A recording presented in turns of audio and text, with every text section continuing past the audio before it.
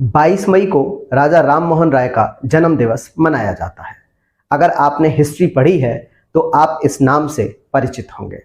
राजा राम मोहन राय, जिनका जन्म 1772 में बंगाल के राधानगर में एक ब्राह्मण परिवार के अंदर हुआ था। राजा राम मोहन राय ने 1815 में आत्मीय सभा, 1817 में हिंदू कॉलेज और 1825 में वेदांत कॉलेज और सबसे महत्वपूर्ण 1828 में ब्रह्म सभा की स्थापना की थी, जो कि ब्रह्म सभा आगे चल के ब्रह्म समाज के नाम से जानी गई। राजा राम मोहन राय ने 1817 में जो हिंदू कॉलेज की स्थापना की थी, ये डेविड हेयर नाम के एक अंग्रेज के सहायता से हिंदू कॉलेज की स्थापना की थी। राजा राम मोहन राय ने मिरातुल अखबार फारसी भाषा में और संवाद कौमुदी बंगाली भाषा में इन पुस्तकों और पत्रिकाओं का संपादन किया। राजा राम मोहन राय ने 1829 में उस समय के गवर्नर जनरल विलियम बेंटिक के सहयोग से सती प्रथा का उन्मूलन करवाया। जैसा कि आप जानते हैं, उस समय भारत में सती प्रथा, जो कि एक कुप्रथा थी जिसमें पति के मरने के बाद उसकी पत्नी को जिंदा चिता पर जला दिया जाता था, काफी प्रयासों के बावजूद विलियम बेंटिक से प्रयास करके राजा राम मोहन राय ने सती प्रथा का उन्मूलन करवाया। सती प्रथा का उन्मूलन राजा राम मोहन राय के पूरे जीवन के सबसे महत्वपूर्ण उपलब्धियों में से एक मानी जाती है। 1830 में राजा राम मोहन राय को अकबर द्वितीय के द्वारा राजा की उपाधि प्रदान की गई थी। 1833 में इंग्लैंड के ब्रिस्टल में राजा राम मोहन राय की मेनिंजाइटिस नामक रोग के कारण मृत्यु हो गई थी। राजा राम मोहन राय ने समाज में व्याप्त कुरीतियों और अंधविश्वासों के विरुद्ध कठोर कदम उठाए थे, जैसे बाल विवाह, सती प्रथा, बहु विवाह, वैश्यागमन और पंडित और ब्राह्मणों के द्वारा जो पाखंड किया जाता था, उसके लिए भी इन्होंने पुरजोर विरोध किया था। नव जागरण का अग्रदूत राजा राम मोहन राय को कहा जाता है। अगली खबर है क्वाड शिखर सम्मेलन 2024। भारत 2024 के क्वाड शिखर सम्मेलन की मेजबानी करेगा। इस बात की घोषणा 2023 के क्वाड शिखर सम्मेलन में प्रधानमंत्री जी के द्वारा की गई है। 2023 का क्वाड शिखर सम्मेलन जापान के हिरोशिमा में आयोजित हुआ। जो क्वाड है, ये 4 देशों का समूह है, जिसमें भारत, अमेरिका, ऑस्ट्रेलिया और जापान, ये चारों मिलकर एक क्वाड समूह का निर्माण करते हैं। क्वाड का गठन 2017 में हुआ था। अंतर्राष्ट्रीय जैव विविधता दिवस, यह दिवस 22 मई को हर साल मनाया जाता है। 2023 के लिए इस दिवस की थीम है from agreement to action, build back biodiversity. जैसा कि आप जानते हैं, जैव विविधता के संरक्षण के लिए राष्ट्रीय और अंतर्राष्ट्रीय स्तर पर बहुत सारे कदम उठाए जाते हैं। यह दिवस 22 मई को इसलिए मनाया जाता है क्योंकि 22 मई 1992 को नैरोबी में जैव विविधता पर एक सम्मेलन आयोजित हुआ था। अगली खबर है ऑपरेशन करुणा। चक्रवात मोचा से प्रभावित म्यांमार के लिए भारत ने ऑपरेशन करुणा चलाया है। अभी हाल ही में म्यांमार में एक बहुत ही भयंकर चक्रवात ने म्यांमार के निवासियों के लिए जान माल की हानि पहुंचाई है। इस चक्रवात का नाम है चक्रवात मोचा।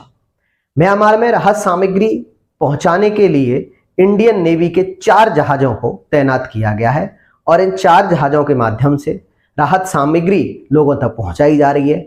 घायलों को अस्पताल लेकर जाया जा रहा है और वहां पर मेडिकल कैंप लगाए जा रहे हैं। चक्रवात मोचा बंगाल की खाड़ी में आया था। इस चक्रवात का नाम चक्रवात मोचा, ये जो सुझाव है, ये यमन देश के द्वारा दिया गया था। विराट कोहली अपने आईपीएल के कैरियर में सर्वाधिक शतक जड़ने का रिकॉर्ड विराट कोहली ने अपने नाम दर्ज कर लिया है। आईपीएल के कैरियर का 7वां शतक जड़ते हुए इन्होंने क्रिस गेल के 6 शतक का रिकॉर्ड तोड़ दिया है। आपको पता होगा, आईपीएल में सबसे सर्वाधिक शतक यानी 6 शतक का रिकॉर्ड अभी तक क्रिस गेल के नाम था, जिसे हाल ही में विराट कोहली ने तोड़ दिया है। आईपीएल 2023 के गुजरात टाइटंस के खिलाफ विराट कोहली ने इस रिकॉर्ड को तोड़ा है। यह मैच गुजरात टाइटंस और रॉयल चैलेंज बेंगलोर के बीच में हो रहा था। विराट कोहली आरसीबी के बल्लेबाज हैं और यह मैच बेंगलुरु में खेला गया था। प्रधानमंत्री नरेंद्र मोदी को फिजी के सर्वोच्च सम्मान से सम्मानित किया गया है। पीएम नरेंद्र मोदी को फिजी के सर्वोच्च सम्मान companion of the order of Fiji से नवाजा गया है। फिजी के प्रधानमंत्री सित्विनी राबुका के द्वारा यह सम्मान दिया गया है। पापुआ न्यूगिनी देश के द्वारा भी प्रधानमंत्री को एक सर्वोच्च सम्मान से नवाजा गया है। NVS-01 satellite. तो भाई ये जो टॉपिक है ये आपका साइंस एंड टेक का टॉपिक है। टेक्नोलॉजी से काफी क्वेश्चंस करंट अफेयर में अच्छे खासे पूछे जाते हैं। तो ये जो NVS-01 सैटेलाइट है ये इसरो का नेविगेशन उपग्रह है, जिसको इसरो 29 मई को लॉन्च करने की उसकी योजना है। ये जो नेविगेशन उपग्रह है NVS-01, इसको श्रीहरिकोटा से GSLV-M के सेकंड के द्वारा प्रक्षेपित किया जाएगा। पहली बार इसमें स्वदेशी परमाणु घड़ी का प्रयोग किया जाएगा। इससे पहले अभी तक हम जो भी सैटेलाइट भेजते थे उसमें जो विदेशी कंपनियां होती थी उनकी परमाणु घड़ी का इस्तेमाल किया जाता था, लेकिन ये पहला, याद रखिएगा परीक्षा में पूछा जा सकता है आपसे कि भाई ऐसा कौन सा सैटेलाइट है जिसमें पहली बार परमाणु घड़ी का प्रयोग किया गया जो कि स्वदेशी है, तो इसका आंसर हो जाएगा NVS-01। ठीक है, और इसको श्रीहरिकोटा से लॉन्च किया जाएगा। श्रीहरिकोटा कहां है? श्रीहरिकोटा है आंध्र प्रदेश के तिरुपति जिले के अंदर। ठीक है, 1969 में श्रीहरिकोटा को, एक बहुत बड़ा द्वीप है ये, इसको उपग्रह को प्रक्षेपित करने के लिए चुना गया था। ये जो मिशन है ये इसरो का 2023 का ये चौथा लॉन्च मिशन होगा और ये जो NVS-01 सैटेलाइट है इसका वजन 2332 किलोग्राम है। NVS-01 भारत के स्वदेशी नेविगेशन सिस्टम नाविक के लिए भेजे जाने वाला उपग्रह है।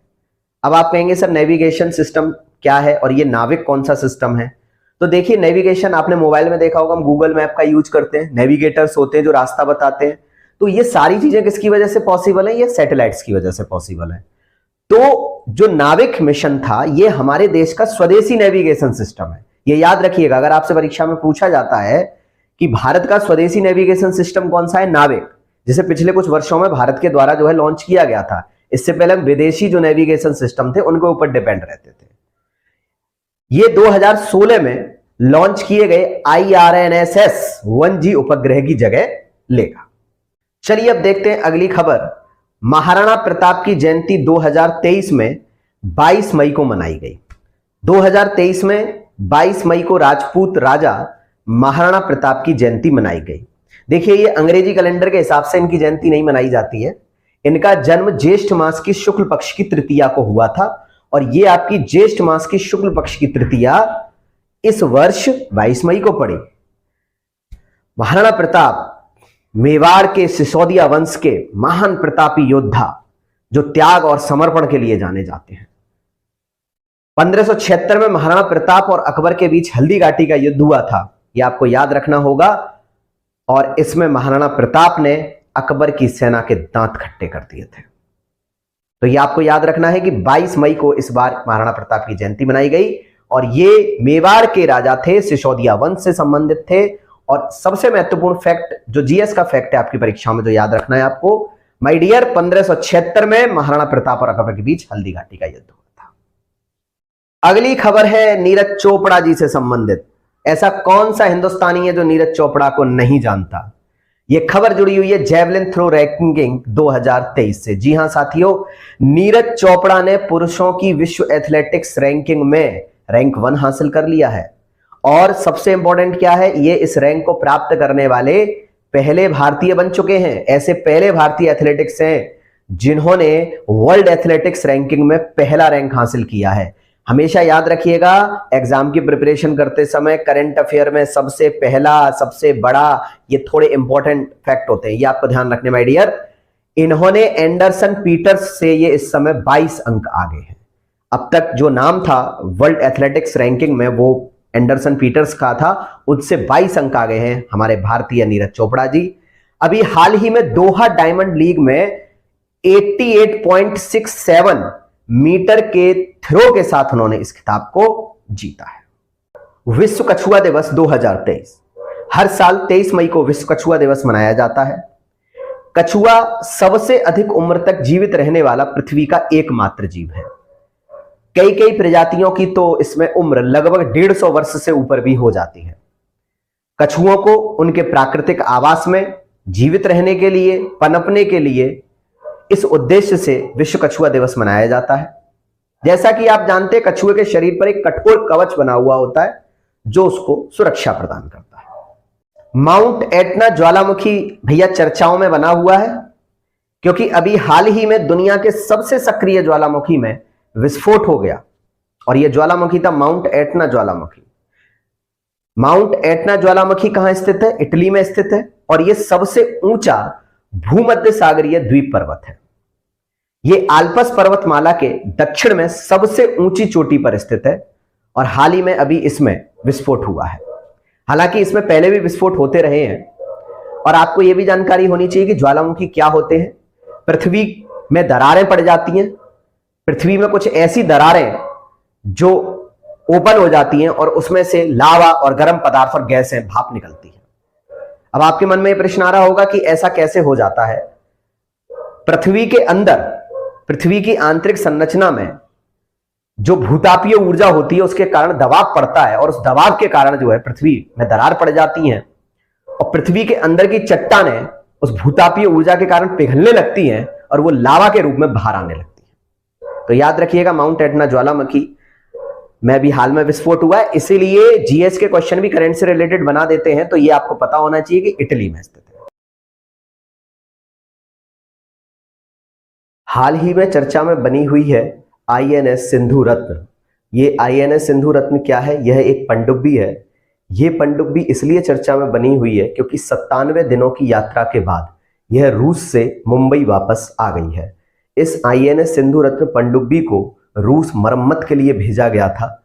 इसको मरम्मत के लिए रूस के नेवल डॉकयार्ड में भेजा गया था। तो इसको पहले ही जाना था, किंतु रूस यूक्रेन युद्ध के कारण यह रूस में ही फंस गई थी। इस सिंधु रत्न पनडुब्बी को हमारी नौसेना में 1988 में कमीशन किया गया था। पनडुब्बी आप जानते हैं, यह समुद्र में नीचे जल के भीतर ट्रैवल करती है। अगली खबर में चर्चा में बने हुए हैं सौरभ गांगुली, क्योंकि ये बने हैं त्रिपुरा पर्यटन के नए ब्रांड एम्बेसडर। हाल ही में सौरभ गांगुली ने इसका प्रस्ताव स्वीकार कर लिया है। सौरभ गांगुली बीसीसीआई के यानी भारत क्रिकेट कंट्रोल बोर्ड के 35वें अध्यक्ष रहे हैं।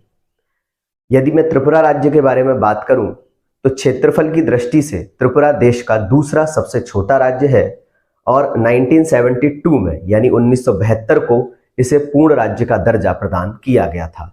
सौरभ गांगुली के त्रिपुरा पर्यटन के ब्रांड एम्बेसडर बनने से वहां के खेल को भी काफी बढ़ावा मिलेगा। सौरभ गांगुली क्रिकेटर, कमेंटेटर भी रह चुके हैं।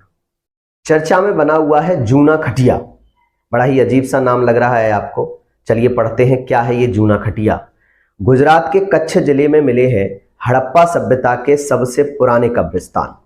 जी हाँ साथियों, हड़प्पा सभ्यता, जिसको हम सिंधु घाटी सभ्यता के नाम से भी जानते हैं, यहाँ पर गुजरात के कच्छ जिले में एक स्थल मिला है जिसका नाम है जूना खटिया।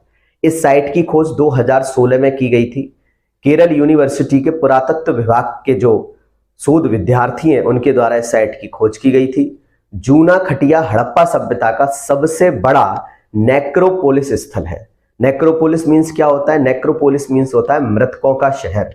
यानी हड़प्पा सभ्यता में, जैसा आपने प्राचीन इतिहास में पढ़ा होगा, वहां पर शवों को दफनाने की परंपरा थी। ठीक, तो यहां पर 500 से अधिक कब्रें मिली है। जूना खटिया सबसे पुराना कब्रिस्तान है हड़प्पा सभ्यता का, और अगर मैं ये कहूं ये सबसे बड़ा कब्रिस्तान है तो ये भी कहना गलत नहीं होगा। तो जूना खटिया गुजरात के कच्छ जिले में आता है। अगली खबर है Chennai super Kings. Chennai super Kings team ने आईपीएल फाइनल में 10वीं बार पहुंचकर इतिहास रच दिया है। ये अभी तक की एकमात्र ऐसी आईपीएल की टीम है जो कि फाइनल में 10वीं बार पहुंची है। 2023 में जो आईपीएल का सीजन चल रहा है, यह इसका 16वां सीजन है। ये जो टीम है चेन्नई सुपर किंग्स, इसने चैंपियन गुजरात की टीम को हरा करके ये फाइनल में पहुंची है। महेंद्र सिंह धोनी इस टीम के कप्तान है। उनकी अगुवाई में चेन्नई सुपर किंग्स जो है बड़े बड़े इतिहास रचती है और कई बार ये आईपीएल का खिताब भी जीत चुकी है।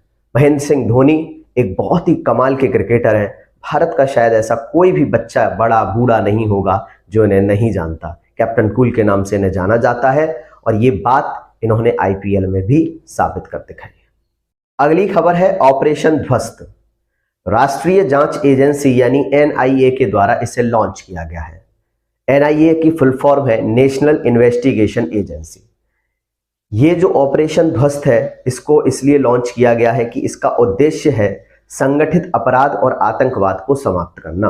राष्ट्रीय जांच एजेंसी का कार्य ही यही होता है कि जो लोग ग्रुप में अपराध करते हैं या आतंकवाद को बढ़ावा देते हैं उनका पता लगाना और उन्हें समाप्त करना। इस एजेंसी का गठन 2008 के अधिनियम के तहत किया गया था और राष्ट्रीय जांच एजेंसी का मुख्यालय आपके नई दिल्ली में स्थित है। संसद भवन का सेंगोल, आखिर ये सेंगोल है क्या और ये इतना चर्चा में क्यों बना हुआ है? प्रधानमंत्री जी सेंगोल को ग्रहण करके उसे नए संसद भवन में स्थापित करेंगे।